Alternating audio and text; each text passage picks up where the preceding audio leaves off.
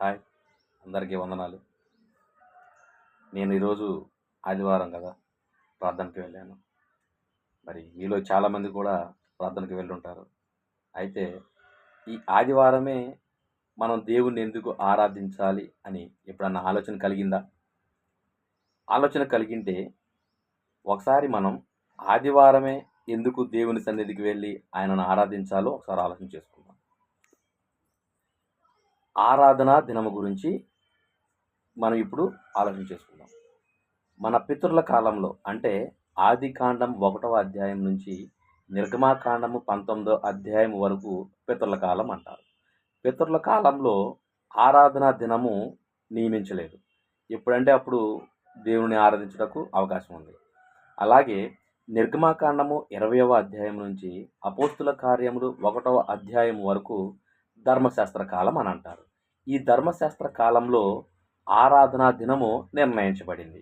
ఎక్కడ అంటే నిర్గమాకాండము 20వ అధ్యాయము 8 నుంచి 11 ఒకసారి చూసినట్లయితే నిర్గమాకాండము 20వ అధ్యాయము 8 నుంచి 11 చూసినట్లయితే 6 దినములలో యెహోవా ఆకాశమును భూమియు సముద్రమును వాటిలోని సమస్తమును సృజించి 7వ దినమున విశ్రమించెను.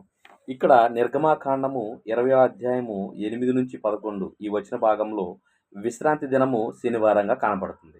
ఎలాగంటే ఆదివారము, సోమవారము, మంగళవారము, బుధవారము, గురువారము, శుక్రవారము, 7వ దినము విశ్రాంతి దినము అంటే శనివారంగా ధర్మశాస్త్ర కాలంలో కనపడుతుంది. అయితే క్రొత్త నిబంధన కాలము ఎక్కడి నుంచి అంటే అపోస్తుల కార్యములు 2వ అధ్యాయం నుంచి ప్రకటన గ్రంథము 22వ అధ్యాయం వరకు కూడా క్రొత్త నిబంధన కాలంగా ఉంది.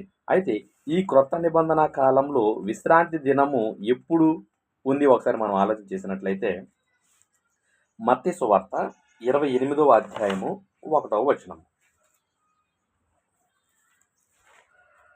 మత్తయి సువార్త 28వ అధ్యాయము 1వ వచనము.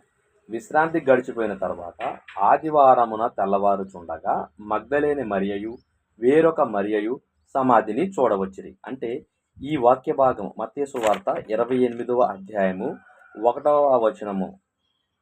ఈ వాక్య భాగం దేని గురించి చెప్తుందంటే క్రీస్తు యొక్క పునరుద్ధాన దినము ఆదివారంగా ఈ వాక్య భాగం చెబుతుంది. ఇంకా అపోస్తుల కార్యములు 20వ అధ్యాయము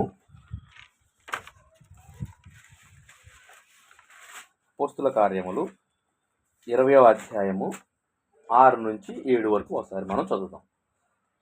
పులియని రొట్టెల దినములైన తర్వాత మేము ఓడ ఎక్కి ఫిలిప్పు విడిచి 5 దినములలో త్రోయకు వచ్చి అచ్చట వారి యొద్ద 7 దినములు గడిపితిమి. ఆదివారమున మేము రొట్టె విరుచుటకు కూడినప్పుడు పౌలు మరునాడు వెలనయుండి వారితో ప్రసంగించుచు అర్ధరాత్రి వరకు విస్తరించి మాటలాడుచుండెను. ఆదివారమున మేము రొట్టు విరుచుట కూడినప్పుడు అంటే అపోస్తుల కార్యములు 20వ అధ్యాయము 6 నుంచి 7 వరకు ఏం కనబడుతుందంటే ఆది క్రైస్తవులు రొట్టె విరిచేటువంటి దినము ఆదివారంగా కనబడుతుంది. అలాగే ఆది క్రైస్తవులు చందా పోగు చేయుటకు ఏర్పరచుకున్న దినము కూడా ఆదివారమే. అది ఎక్కడ అంటే కొరింథీయులకు రాసిన మొదటి పత్రిక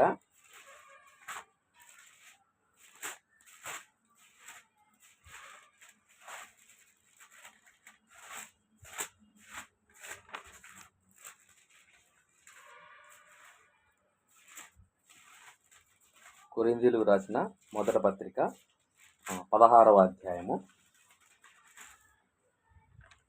1వ వచనం.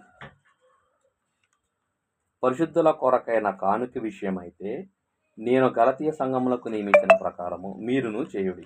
నేను వచ్చినప్పుడు చందా పోగు చేయకుండా ప్రతి ఆదివారమున మీలో ప్రతివాడును తాను వర్ధిల్లిన కొలది తన యొద్ద కొంత సొమ్ము నిల్వ చేయవలెను.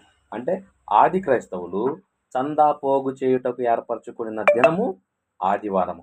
అలాగే సంఘస్థాపన దినము 50వ రోజు కూడా ఆదివారమే. కాబట్టి ఈనాడు మనందరం కూడా ఆదివారము దేవుని ఆరాధించుటకు గల ముఖ్య ఉద్దేశము ఏంటో తెలుసుకున్నాం. Thank you.